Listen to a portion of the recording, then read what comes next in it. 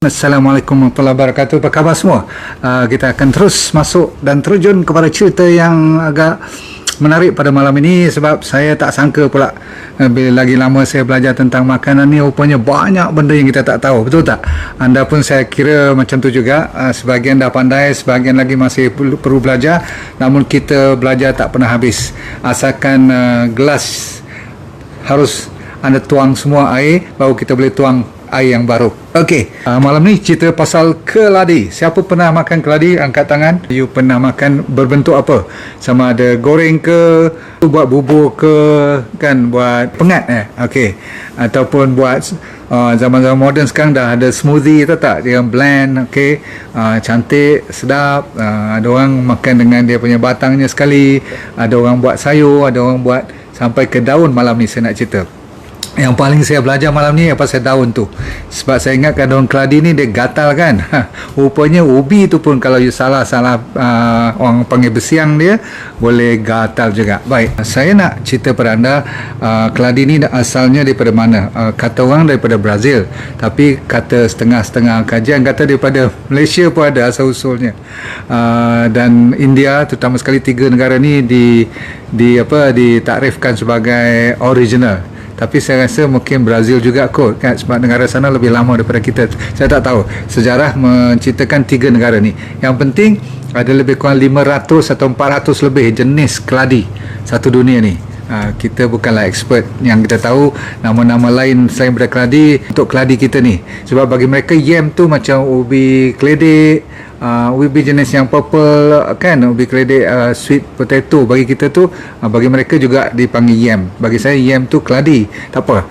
Ada orang panggil taro root, ada orang panggil elephant ears, ada orang panggil kalau Indonesia tu apa, ubi talas, betul. Kalau bahasa Hindi tu namanya arbi. Jadi banyaklah nama-nama ni, dan yang paling popular sebenarnya di Asia ataupun di negara-negara Southeast Asia ni cukup popular. Yang famous saya rasa di Malaysia ni keladi putih ataupun keladi satu lagi, keladi minyak, betul? Yang minyak tu yang tebal, dia punya batang dia, tahu tak? Dia punya root dia punya tuber dia tu agak kecil. Semua ni vegetable tau. Jangan kata dia akar dan sebagainya, dia masih lagi dalam sayur-sayuran. Yang keladi putih tu memang besar, dia punya isi pun you tengok warna putih juga. Baik, kita mulakan apa ada dalam keladi ni yang begitu menarik perhatian saya sebenarnya. Sebab nombor satu, tidak lain tidak bukan, ialah kalau you tengok yang jenis karbohidrat yang berserat, yang ni memang banyak serat, kita mulakan dengan tenaga dulu. Dia memberi tenaga, dan yang untung sekali dia low glycemic index. Glycemic indexnya bawah pada 55. Bawah pada setengah daripada gula 100, 50 tu kira dah cantik. Siapa yang bawah pada 50, you boleh makan lebih sikit pun tak ada masalah. Tak menakutkan lah. Okey, glycemic index tu maksudnya apa? Meningkatkan gula dalam badan kita yang selalunya kita risau. Tu nombor 2, fiber. Kalau siapa yang suka makan makanan yang berbentuk ada fiber ni, kan saya kata dalam D&D diet, fiber atau makanan karbohidrat yang berserat adalah rezeki kita. Boleh makan banyak, kenyang, ataupun tak payah makan banyak, dah mula kenyang sebab dia penuh dengan fiber. Dan untungnya dia ada bukan fiber saja, dia ada vitamin, mineral, karbohidrat yang cukup banyak, karbohidrat yang bagus, yang berserat, dan dia ada protein yang agak secukupnya untuk makanan seharian kita, tetapi dia hampir kosong kolesterol. Tidak ada langsung fat ni dalamnya. Cantik kan? Kalau you masak dia, kalau inilah rebus ke, you buat dah boleh makan. Jangan makan raw, boleh tak? Jangan makan kalau nak buat salad apa pun, kalau boleh kena celur dahulu, sebab kita tak tahu getahnya ada ke tak ada lagi. Biar masak dahulu. 100 gram bersamaan lebih kurang 120 kalori atau 110 kalori. Berarti cukup baiklah, tidak tinggi kalorinya. Faham? Berbandingkan kalau you ambil 100 gram aiskrim atau 100 gram butter ataupun 100 gram benda-benda yang inilah tinggi kalorinya. Selalunya 100 gram boleh dapat sampai 400 kalori pun ada. So yang ni very easy nak calculate. 100 gram dapat 100 kalori. So kalau you ambil lebih kurang jumlah semua ubi ni lebih kurang satu mangkuk kecil nasi tu kan 200 kalori kan. Yang ni pun lebih kurang 200 kalori juga. Mineral dan vitamin dalamnya kalau saya listkan pada you tak habis sampai besok pagi, tapi maksudnya dia banyak lah. Kalau you dengar yang paling mustahak seperti ada sodium, potasium, magnesium, manganese, ada apa lagi, iron, ada folate. Of course dia ada vitamin yang paling popular yang kita mencari-cari ialah ACE. Vitamin ada lagi lain pada ACE, dia ada vitamin B, ada kalsium lagi, ada copper lagi, macam-macam lah, phosphorus, beta carotene. So nampak kita kadang-kadang macam tergolek-golek je di tepi apa tu kat pasar-pasar tu kan. Tapi sebenarnya jangan lupa kalau you beli keladi, antara terbaiknya dia juga ada yang dinamakan resistant starch. Saya ajar you kalau nak makan nasi kena sejukkan dulu, jadi nasi sejuk baru boleh makan, baru dia boleh tidak meningkatkan gula. Yang ni tak payah you nak masuk sampai besok pagi nak jadi nasi sejuk punya style. Tak, hari tu you dah rebus, you boleh makan. Kalau buat sayur pun boleh makan. Dia bagus sebagai starch yang orang panggil apa, resistant starch. Berarti dia lambat nak jadikan body you tu naik gulanya. Jadi bagus untuk orang apa? Seterusnya untuk orang diabetes. Jadi diabetes terkenal, orang yang ada diabetes terkenal keladi seharusnya menjadi makanan seharian you. Buatlah bermacam jenis. Okay, faham tu? Okay, so yes, selain daripada dia ada omega 3, dia juga low in sodium ada, tapi sodium dia rendah. Berarti dia juga bagus untuk orang yang bermasalah buah pinggang pun, kecuali kalau stage 4, stage 5, sebab dia pun ada potasium yang agak tinggi, tapi tak adalah sama tinggi dengan ubi kentang, okey, ataupun ubi keledek. Yang tu lebih tinggi potasiumnya. Siapa ada penyakit jantung, ada adik-beradik penyakit jantung tak? Ni makanan untuk orang penyakit jantung, dengan syarat jangan ambil goreng keladi lah, faham tak? Ambil yang direbus, okey, yang dibuat sayur, no problem, okey. Termasuk saya kata apa, batangnya sekali, dan juga termasuk kalau siapa pandai buat daun saladnya. Kalau you tengok, kalau tak faham, saya pun pertama kali belajar sebab saya tak berani dengan daun keladi ni kan. Tapi dah bila saya tengok cara dia buat resepi tu sedap pula. Orang India selalu yang pandai buat ni. Okey, dia potong halus-halus ni, dia campur dengan beberapa jenis apa tu lain, dia tumis elok-elok, dia buat macam sayur tumis tu lah. Wah, nampak sedap betul. Okey, macam spinach bila dah siap tu nanti. Baik, yang penting ialah you kena tahu untuk penyakit jantung dia ada lagi sekali saya cerita omega 3, omega 6. Sebab tu omega 3 ni very important untuk jantung. Terkenal dengan dia punya polyphenols dan terkenal dengan kolesterol yang kosong, hampir kosong, 0.1 gram je dalam lebih kurang 100 gram tu, 0.1. Tak boleh bilang pun kecilnya sesangat, kira tak ada lah. So sebab dia rendah kolesterol, dan dia ada satu bahan yang you kena beli kadang-kadang kat farmasi, tapi kalau you makan keladi namanya quercetin. Quercetin ni kalau you pergi tanya farmasi, sama satu dia mahal, nombor dua susah nak buat original. Ni dah ada dalam keladi. Quercetin ni sama powernya dengan bahan-bahan yang untuk apa tu, untuk lawan penyakit lah, maksud membantu you lawan penyakit, menjadikan kesihatan jantung terutama sekali. Sebab dia banyak, kalau nak samakan quercetin ni kena makan onion banyak-banyak, bawang, ataupun apple banyak-banyak, ataupun green tea. Tea ada quercetin, bagus untuk jantung.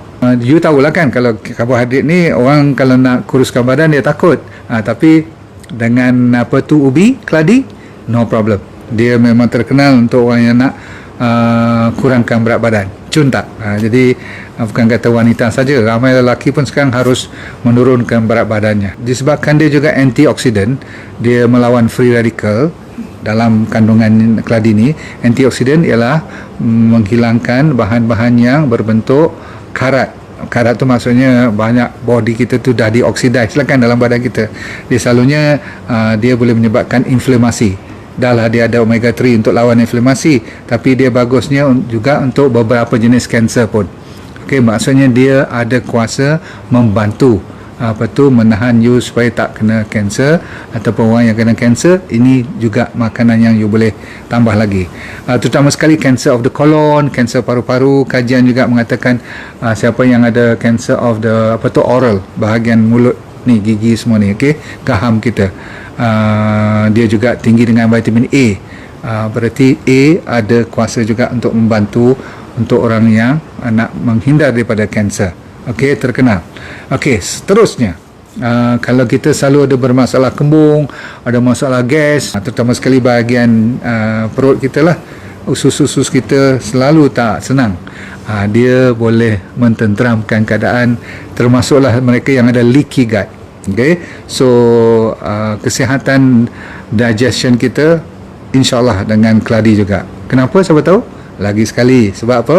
Fiber, dan juga dia terkenal untuk mereka yang ada masalah bila perut terjamin, rupanya minda pun orang kata apa, lebih steady, senang kita, pemikiran kita boleh terkawal, tidak bermasalah fokus.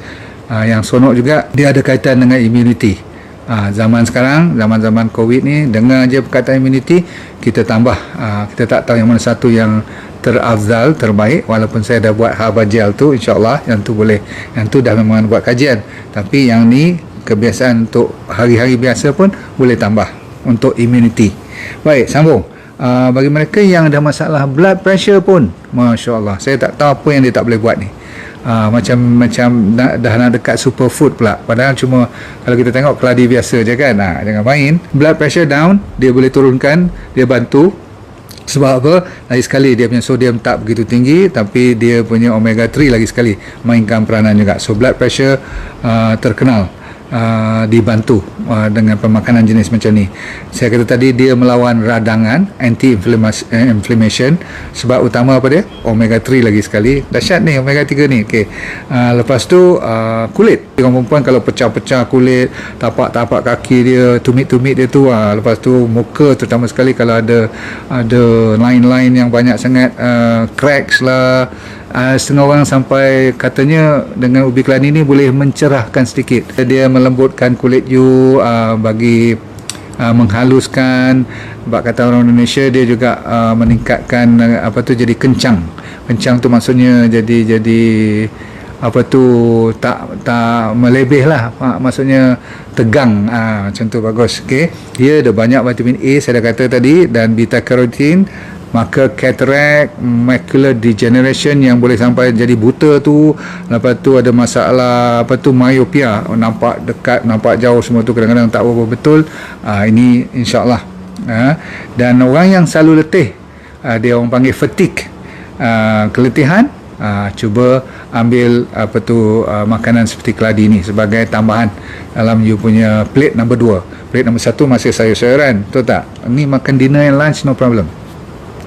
Dan sekali-sekali you nak buat bubur, sebab kita benarkan you ambil santan, no problem. Okay. Digalakkan orang ambil keladi juga untuk bermasalah anemia, tak cukup tak cukup darah merah. Ui, banyak ni, terutama sekali orang yang tengah pregnant, insyaAllah boleh. Yang saya kata tadi, pantangnya selepas you bersalin kan, ni masa you tengah mengandung tu, banyakkan makanan-makanan macam ni, cukup cantik. Okay, anemia untuk meningkatkan peredaran darah, untuk lawan proses penuaan. Sebab apa? Ni dia yang saya sebut tadi, ACE. Siapa yang banyak vitamin A, C dan E dalam pemakanan dia memperlambatkan proses penuaan. Okey, siapa yang sakit-sakit tulang, sendi-sendi terutama sekali, dan takut kepada osteoporosis, sebab apa? Dia ada kat sini orang panggil copper, dia ada iron, dia ada magnesium. Magnesium dengan vitamin E saja yang ada dalam keladi ni bagus untuk tulang, untuk gigi. Dia tidak ada masalah gluten, dia gluten free, jadi tak takut kepada allergic kepada gluten. Daun dia tu tak payah you buang. Okey, cuma nak ambil jenis besar mana, yang tua ke yang muda, yang tu saya tak ada pengalaman. Cuma saya pernah minum sekali keladi ni, yang dibuat dengan smoothie, dibuat dengan dalam bentuk blended, ice blended. Okey. Of course ubi tu dia masak dululah. Lepas tu dia lenyek-lenyek, lepas tu dia campur, dia blendkan. Yang lain seperti biasa, saya ucapkan dan saya doakan anda dalam sentiasa sihat walafiat. Satu keluarga. Kian salam pada kawan. Kalau sempat lagi like, share dan tekan love, boleh tak? Okey, sebab kita memerlukan ramai rakyat kita. Dan saya cuba nak buat, kan saya dah cerita tentang program wellness coach tu, sebab saya nak memperamaikan lagi. Bila saya tak ada besok, you all boleh take over untuk sekurang-kurangnya menceritakan, kalau tak tahu semua pun sekurang-kurangnya 50% ataupun dapat 20% daripada ilmu yang saya bagi. Itu pun banyak benda yang dah boleh you belajar. Okey, dan you boleh ajar dan kongsi cerita dengan sesiapa yang memerlukan. Ingat, kita sebagai antara orang yang suka memberi harapan, sebab selagi mana kita hidup, Tuhan kata apa? Setiap penyakit tu ada ubatnya. Okay, let go and feel good. Thank you very much. Bye.